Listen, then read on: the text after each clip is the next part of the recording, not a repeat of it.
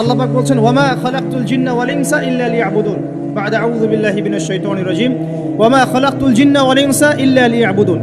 আল্লাহ পাক আপনাকে আমাকে প্রথম যে দায়িত্ব দিচ্ছেন সেটা হচ্ছে এই, আমি মুসলিম, আমি নারী হই, পুরুষ হই, যুবক হই, যুবতী হই, যেই হই না কেন, আল্লাহ পাক আমাকে বলছেন ওয়ামা খালাকতুল জিন্না ওয়াল ইনসা ইল্লা লিয়াবুদুন। দেখো, আমি জিন আর মানব জাতিকে শুধুমাত্র আমার ইবাদত করার জন্যই দুনিয়ায় পাঠিয়েছি, আর কোনো কারণ নাই। এই যে আল্লাহ পাক আমাদেরকে 60 বছর 70 বছর হায়াত দিয়েছেন, একটা কারণ, অনলি একটা, ইল্লা লিয়াবুদুন, যাতে আমরা আল্লাহর ইবাদত করতে পারি। আবার বোঝেন, আল্লাহ পাক আমাদেরকে দুনিয়াতে শুধু তার ইবাদত করতেই পাঠিয়েছে। আল্লাহ পাক এখানে একটা পরীক্ষায় ফেল করেছি হতাশ হয়ে আত্মহত্যা করতে পারেন নাই। আল্লাহ পাক এখানে একটা মেয়ের পিছনে ঘুরে জীবন নষ্ট করতে পারেন নাই। আল্লাহ পাক এখানে আমাদেরকে ধর্ষণের সেঞ্চুরি করতে পারেন নাই। আল্লাহ পাক এখানে আমাদেরকে অন্যায়ভাবে অন্যের সম্পদ আত্মসাৎ করতে পারেন নাই। মাদকের যে ভয়াল থাবা চলছে এর মধ্যে নেশায় বুধ হয়ে যাওয়ার জন্য আল্লাহ পাক আমাদেরকে পাঠান নাই। কি জন্য পাঠিয়েছে? পলিটিক্যাল মারামারি করতে আল্লাহ পাঠান নাই আমাদেরকে দুনিয়ায়। সোশ্যাল ক্ষমতার দ্বন্দ্বে লিপ্ত হওয়ার জন্য পাঠান নাই। মিলস, ইন্ডাস্ট্রিজ এন্ড ফ্যাক্টরিজের নেশায় বুধ হয়ে পরকাল ভুলে যাওয়ার জন্য আল্লাহ এখানে পাঠান নাই। আল্লাহ পাক একটা রিজনে পাঠিয়েছেন, অনলি একটা। এবং এই দায়িত্বটা আল্লাহ পাক কিন্তু কড়াই গন্ডায় উসুল করে নেবেন আমাদের কাছে। ভাববেন না আল্লাহ পাক এই পুরো মহাবিশ্ব খেলার ছলে সৃষ্টি করেছেন, এমন নয়। আল্লাহ পাক বলছেন আমি এই মহাবিশ্বকে খেলার ছলে সৃষ্টি করি নাই। ওয়ামা খালাকতুল জিন্না ওয়াল ইনসা, বলেন, ইল্লা লিয়াবুদুন, আমি শুধুমাত্র এবং শুধুমাত্র আমার ইবাদত করার জন্যে মানুষ আর জিনদেরকে সৃষ্টি করেছি। জিনকে আমরা দেখি না, আমাদের সাথে জিনরা আছেন। জিনের মধ্যে ভালো খারাপ আছে, ঠিক যেমন মানুষের মধ্যে ভালো খারাপ আছে। আর প্রত্যেকটা মানুষের সাথে একটা করে শয়তান জিন থাকে, যে মানুষকে খারাপ কাজে প্রলুব্ধ করে, যে নিজে খারাপ কাজ জোর করে করায় না, সে শুধু প্রলুব্ধ করে। সে বলে মাদকের মধ্যে শান্তি, ওয়াসওয়াসা দেয়, কাজটা বাস্তবায়ন করেন আপনি। সে বলে যে এটা তো ছেলে মেয়ের ফ্রেন্ড, বয়ফ্রেন্ড গার্লফ্রেন্ড কালচার, বন্ধুত্ব, এটা এমন কিছু নয়, জেনা করেন আপনি। সে বোঝায় যে টাকা পয়সা আর্ন করতে হবে, বউ বাচ্চাকে সিকিউর করতে হবে, সুদটা খান আপনি। সে বুঝায় যে তুই তো একসময় চলে যাবি, সন্তানদের জন্য কি রেখে গেলি, তখন ঘুষটা খান আপনি। সে বুঝায় যে অন্যের সম্পদ যদি আত্মসাৎও করি, শেষ বয়সে কাবা ঘরে গিয়ে হজ করে নিব, ব্যাস, দ্যাটস অল, আমার পুরো আমল নামা চকচকা হয়ে যাবে। এভাবে শয়তান ওয়াসওয়াসা দেয়, কিন্তু কাজটা করি আমরা। কোনো সময় কোনো সময় শয়তান দাড়ি টুপি পাগড়ি জুব্বাওয়ালা মানুষকেও নেক্সট স্রোতে ধোকা দেয়। কোন স্রোতে? এদেরকে বদ স্রোতে ধোকা দেয় না, নেক্সট স্রোতে ধোকা দেয়। সে একটা কাজকে কল্যাণ খায়ের মনে করেই এমন কিছু করে যেটা শয়তান তার সামনে ফুটিয়ে তোলে নেক হিসেবে, কিন্তু আসলে এর পিছনে একটা খারাপ উদ্দেশ্য ছিল। দাড়ি টুপিওয়ালা মানুষকে নেক্সট স্রোতে শয়তান ধোকা দিয়ে ফেলে। কোনো সময় ভিতরে অহংকার জন্ম দিয়ে দেয়, কোনো সময় ডিগ্রি সার্টিফিকেটের কামান্ড নিয়ে আসে, কোনো সময় নারী দিয়ে পথভ্রষ্ট করে ফেলে, আর কোনো সময় অর্থের প্রলোভন দিয়ে পথভ্রষ্ট করে। তো শয়তান কিন্তু কাউকে ছাড়ে না। আমি মূল জায়গায় আসি। প্রথম যে জিনিসটা এই বিশ্বটাকে ধ্বংস করছে এটা হলো বস্তুবাদিতা, যেটা আমাদের এই সমাজের মধ্যে এখন রন্ধ্রে রন্ধ্রে ঢুকে গেছে। আমি বলছি বারবার, স্ট্যাটাস অর্জন করতে কোনো সমস্যা নেই, কিন্তু যদি এই স্ট্যাটাস আমাকে আমার পরকালীন গোল থেকে সরিয়ে দেয়, তখনই সমস্যা। কারণ মৌত কাউকে ছাড়বে না, কবরও কাউকে ছাড়বে না, কিয়ামতের মাঠও কাউকে ছাড়বে না। আর আল্লাহ পাকের সামনে আমাদের সবাইকে ইন্ডিভিজুয়ালি হিসেব দিতে হবে, একজন একজন করে। এমন নয় 10 জন আসবে, তারপর 10 জন, তারপর 10 জন। নো, আব্দুল্লাহ তুমি আসো, আব্দুর রহমান তুমি আসো, এই মুহাম্মদ তুমি আসো, এই দাউদ তুমি আসো, একজন একজন। সো এই জিনিসটা যদি আমার মাথায় থাকে, তাহলে আমি কিন্তু বস্তুবাদী হতে পারবো না। আমি বলছি দুনিয়া আমার প্রয়োজন। আল্লাহ পাক কি বলেছেন? এই দুনিয়া হচ্ছে সিজনুল লিল মুমিন, নবীজি বলছেন, আর দুনিয়া সিজনুল লিল মুমিন, দুনিয়া মুমিনদের জন্য কারাগার। কারাগার মানে যেখানে আমি স্বতন্ত্র স্বাধীন নই। এখানে প্রশাসন অনেক ভাই বোন আছেন, তারা জানেন কারাগার কি জিনিস, আর যারা 2-1 বার যাওয়া আসা করেছে ওরা জানে কি জিনিস। এখানে আপনার কোনো ব্যক্তি স্বাধীনতা নাই। আপনি আপনার ইস্তেঞ্জা করবেন, শিশি যেতে পারবেন না, আপনি পারমিশন নিতে হবে, তারা নিয়ে যাবে, তারপরে যেতে পারবেন, তাও হ্যান্ডকাপ পরিয়ে। দুনিয়া সিজনুল লিল মুমিন, দুনিয়া মুমিনদের কারাগার। এখানে আপনি খেতে পারবেন না, খাবার আসবে তারপর খাবেন। ঘুমাতে পারবেন না, যখন ঘুমানোর আদেশ দিবে তখন ঘুমাতে পারবেন। তাও কতক্ষণ ঘুমাবেন তাও ফিক্স করা। মানে কারাগার মানে কি? যেখানে আপনার ব্যক্তির স্বাধীনতা চলে না, যেখানে আমি চলবো একটা সিস্টেমের আওতায়। এখন নবীজি বলছেন দুনিয়াটাই হচ্ছে কারাগার। আর এই দুনিয়ায় কেমন করে আমি প্রবৃত্তির দাসত্ব করতে পারি? কেমন করে আমি আল্লাহকে ভুলে নামাজ বাদ দিতে পারি? কেমন করে জাকাত সেই কবে ফরজ হয়েছে, মিল ইন্ডাস্ট্রিজ ফ্যাক্টরিজ করেছি, জাকাত দেই না। রমজান মাস যায় আসে, রোজাও রাখি না, তারাবি পড়তে পারি না। কোরআন আমার সামনে মানুষ তেলাওয়াত করে, কোরআন আমার ঘরে পড়ে আছে, শেলফের উপরে ধুলাও আছে, শেলফের উপরে কোরআন ধুলাওয়ালা, ধুলো মাখা। কোরআন পড়ার তৌফিক হয় না, নবীর হাদিসগুলো চর্চা করার তৌফিক হচ্ছে না, ইসলামিক বইপত্র পড়তে পারি না।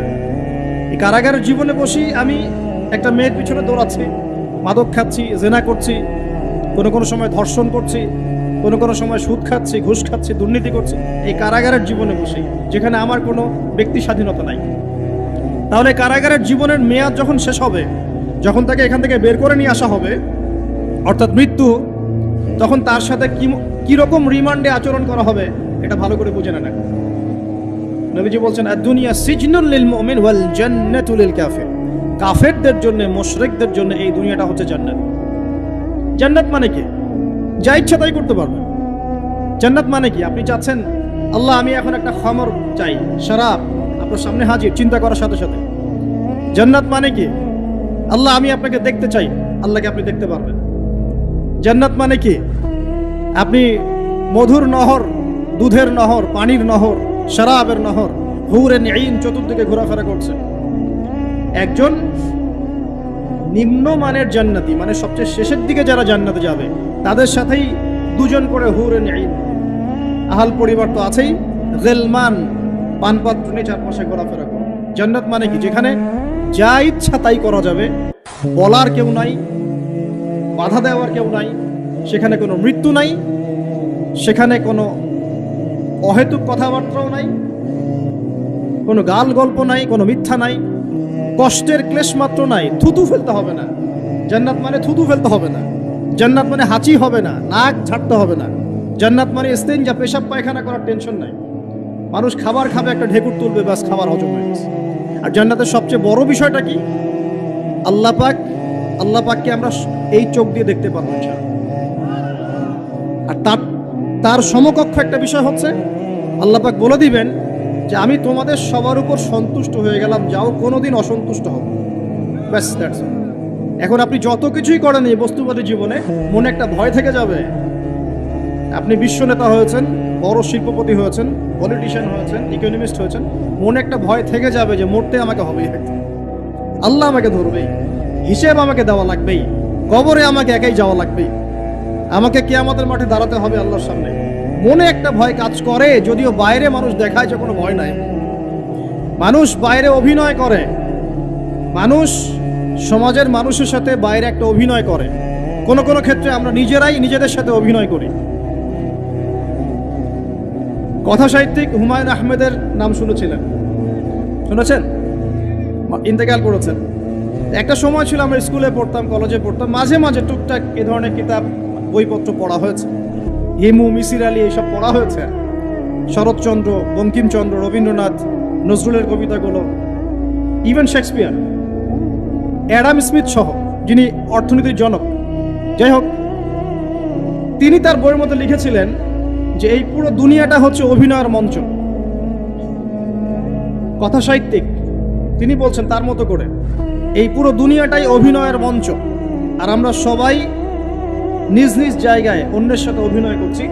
কোনো ক্ষেত্রে আমরা নিজেদের সাথে অভিনয় করছি। তিনি বলছিলেন আমরা সবাই অভিনেতা, আর সবচেয়ে বড় অভিনেতা হচ্ছে পলিটিশিয়ান, কারণ তাদেরকে অনেক বড় মঞ্চ অভিনয় করতে হয়। এটা আমার কথা না, হুমায়ুন আহমেদের কথা, পড়ে দেখেন তো।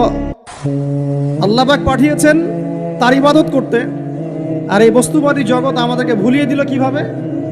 কয়েকটা প্রলোভন দিল। প্রথম প্রলোভন হচ্ছে টাকা, তারপরে জীবনে কি করব, প্রতিষ্ঠিত হওয়ার চিন্তা, তারপরে চাই আরো চাই, এই একটা আকীদা দর্শন, তারপরে আমার স্ত্রী সন্তান আহাল পরিবারের কি হবে। আর আরেকটা দর্শন আছে, এটাকে বলে চারবাক দর্শন।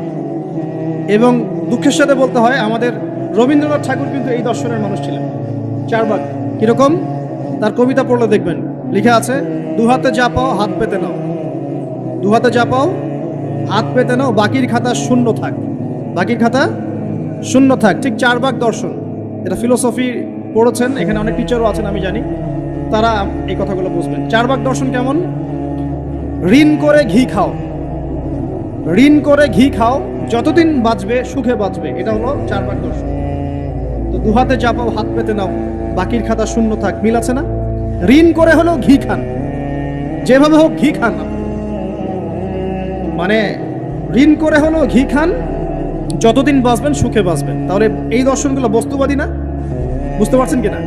মেটেরিয়ালিজম, বস্তুবাদিতা, মানে আপনি চোখের সামনে যা দেখছেন এই দুনিয়া, যেভাবে হোক অর্জন করে নেন, বাকির খাতা শূন্য থাক। ইসলামিক কনসেপ্ট এ টোটাল ডিফারেন্ট কনসেপ্ট। ইসলামের ঈমান, আকীদা, ইসলাম, পরকাল, মুহাম্মদ সাল্লাল্লাহু আলাইহি ওয়াসাল্লামের আদর্শ সম্পূর্ণ ডিফারেন্ট। আমরা বলি কি, এই দুনিয়াতে আমরা মুসাফির, দুনিয়াতে আমরা কি মুসাফির, কে কতদিন থাকবো কোনো ঠিক নাই।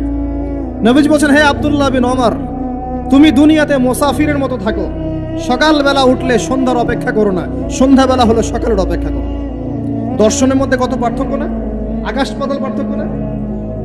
এখন যদি এই বস্তুবাদী দর্শন দিয়ে আপনি চলাফেরা করেন, তাহলে তো আপনার লাইফের অ্যাম্বিশন হবে একটা ফ্ল্যাট,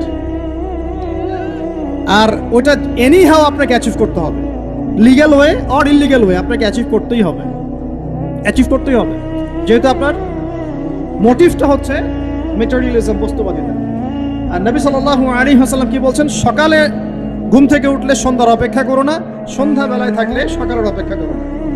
তুমি দুনিয়াতে মুসাফিরের মতো থাকো, তোমার যতটুকুতে দুনিয়া চলে যায় এতটুকুতে সন্তুষ্ট থাকো। নবীজি আরো বলছেন, তুমি কখনো উপরের দিকে চোখ দিয়ে হেঁটো না, রাস্তায় যখন হাঁটবে উপরের দিকে দেখো না, বরং তুমি দেখো যে তোমার নিচে কারা আছে। আবার বলছি, নবীজি বলছেন, তোমরা হাঁটবে যখন রাস্তায় চলাফেরা করবে, তোমাদের উপরের দিকে দেখবে না যে তোমাদের উপরে কারা আছে, অলওয়েজ দেখবা তোমাদের নিচে কারা আছে, তোমাদের চেয়ে খারাপ কারা আছে। এক ভাইকে আপনি দেখবেন আপনি সুস্থ, তার হাত নাই। আরেক ভাইকে দেখবেন আপনি সুস্থ, তার চোখ নাই।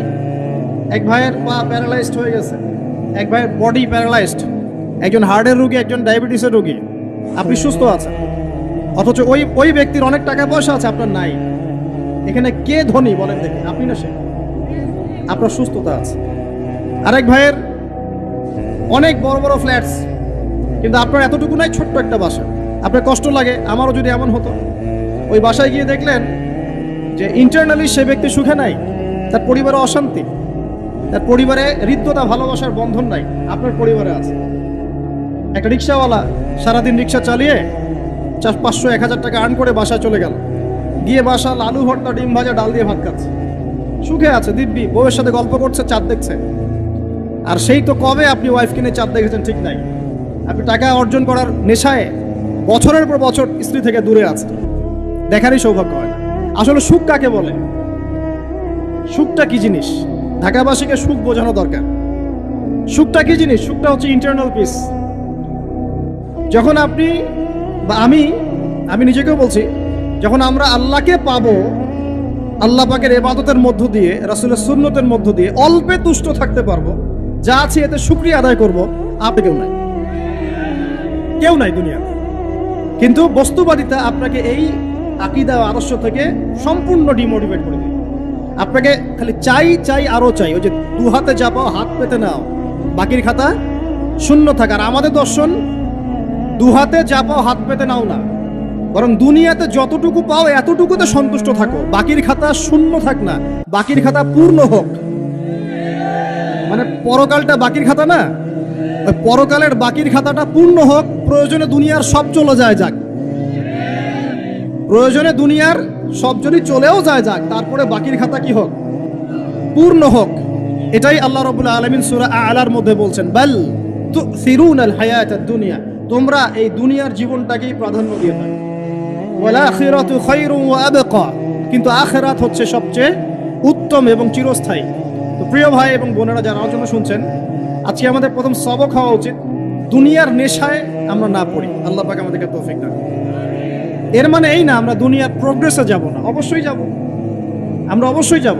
পুরো নেশন জাতিগতভাবেই আমাদেরকে এই ওয়ার্ল্ডের সমকক্ষ তো হতে হবে, হবে কি না? আমরা কি ওয়ার্ল্ডের সমকক্ষ হতে পেরেছি?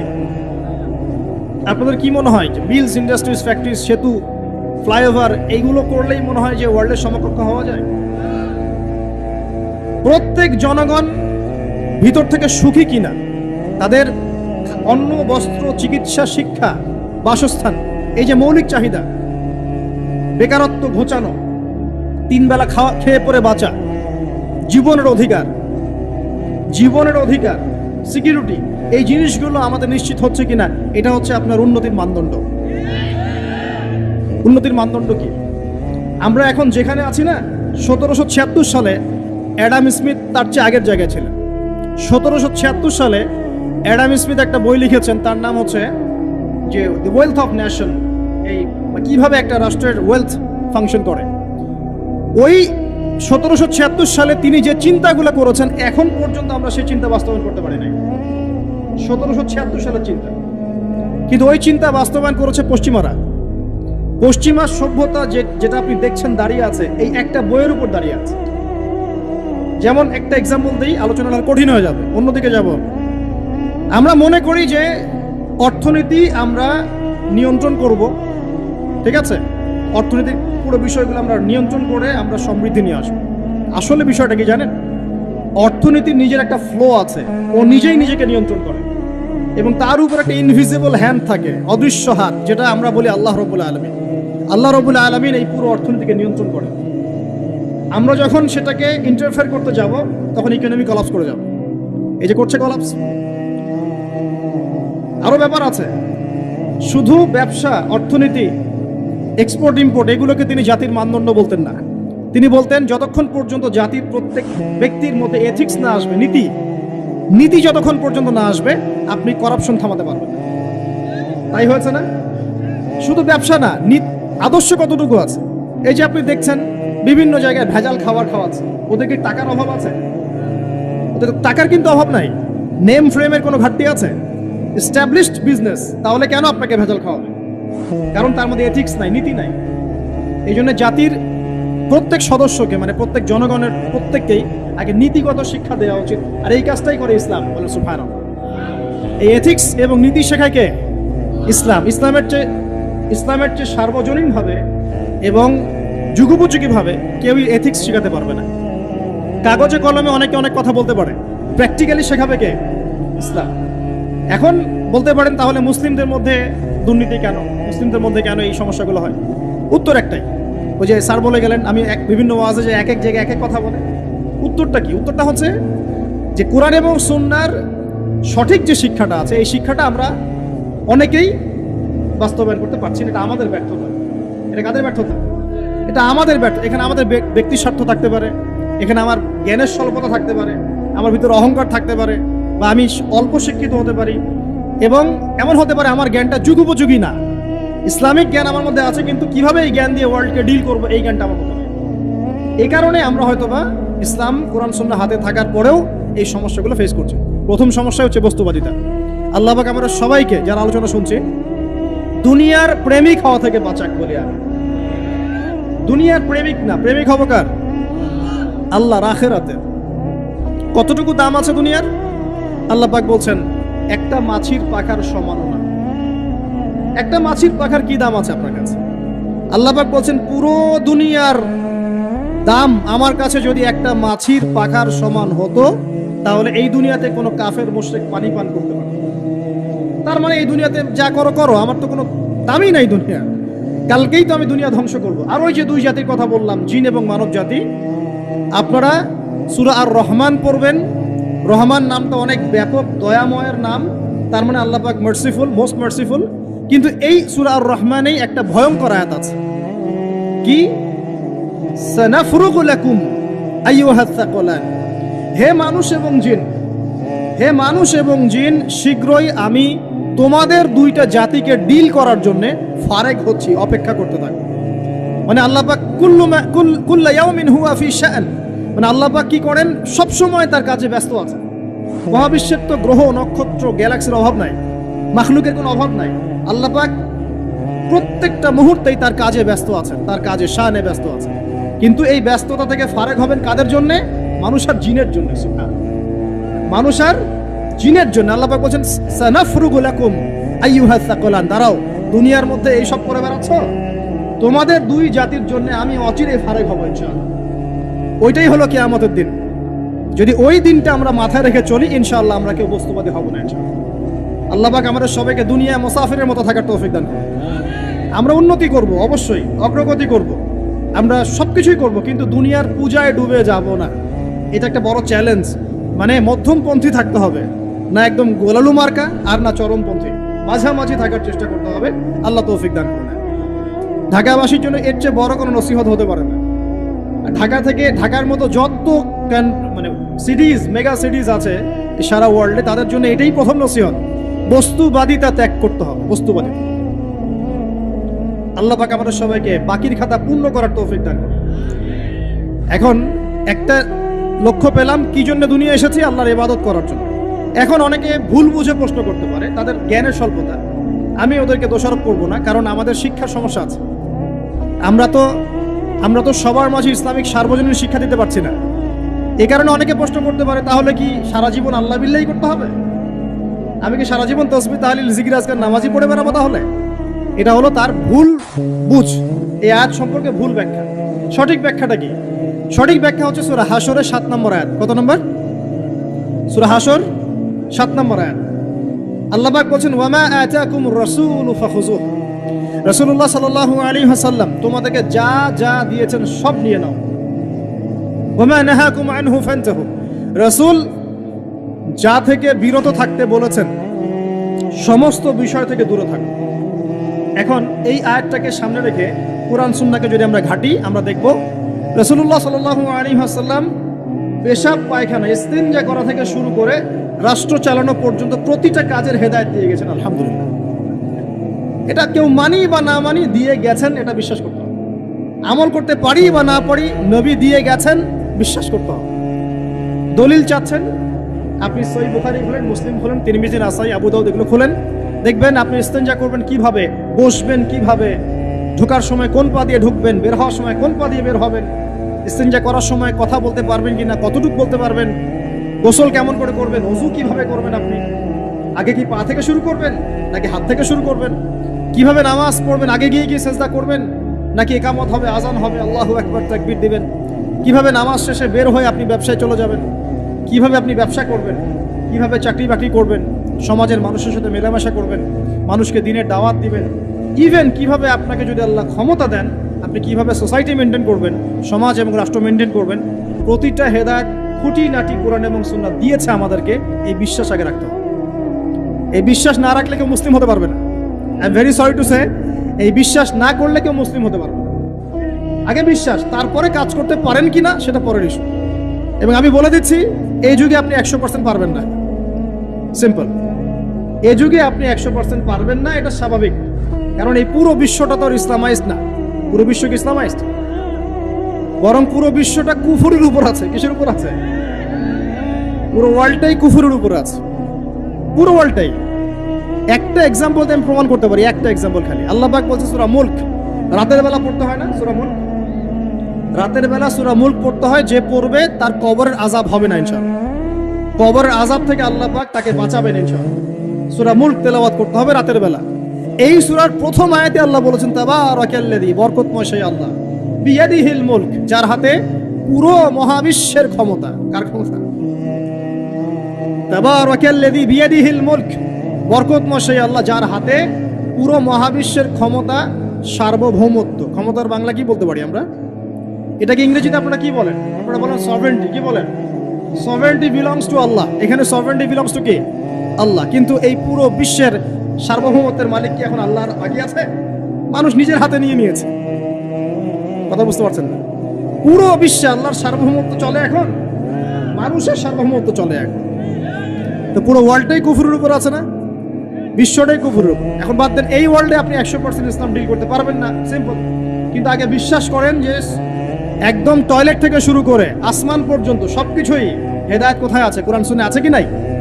এখন মানতে পারি না, সেটা আলাদা ইস্যু। কেউ বিশ্বাস করেছে, মানতে পারে না, আল্লাহ তাকে মাফ করে দিবে ইনশাআল্লাহ। বিশ্বাস করেছি, মানতে পারিনি, আল্লাহ মানে বিশ্বাস করেছি, আমল করতে পারি নাই, হে আল্লাহ আমল করতে গিয়েছি, প্রতিবন্ধকতা পেয়েছি, সমাজ এমন ছিল না, বিশ্ব এমন ছিল না, আমি পারি নাই, আল্লাহ মাফ করে দাও। ইনশাআল্লাহ আল্লাহ মাফ করে দিবে ইনশাআল্লাহ। কারণ আল্লাহ পাক বলেছেন, কারো আমল নামায় যদি শিরকের পাপ না থাকে, যে কোনো গুনাহ আল্লাহ যাকে ইচ্ছা মাফ করে দিবে। আমল নামায় খালি শিরকের পাপ রাখা যাবে না, যে কোনো গুনাহ আল্লাহ যাকে ইচ্ছা মাফ করতে পারে। বুঝাচ্ছি, মনে করেন একজন জেনা করেছেন, আল্লাহ মাফ করুক। ওই জেনাকার ব্যক্তি যদি বিনা তওবাতেও মারা যায়, তওবা করে নাই, বিনা তওবাতেও মারা যায়, কালকে আমাদের মাঠে আল্লাহ পাক তাকেও মাফ করতে পারেন।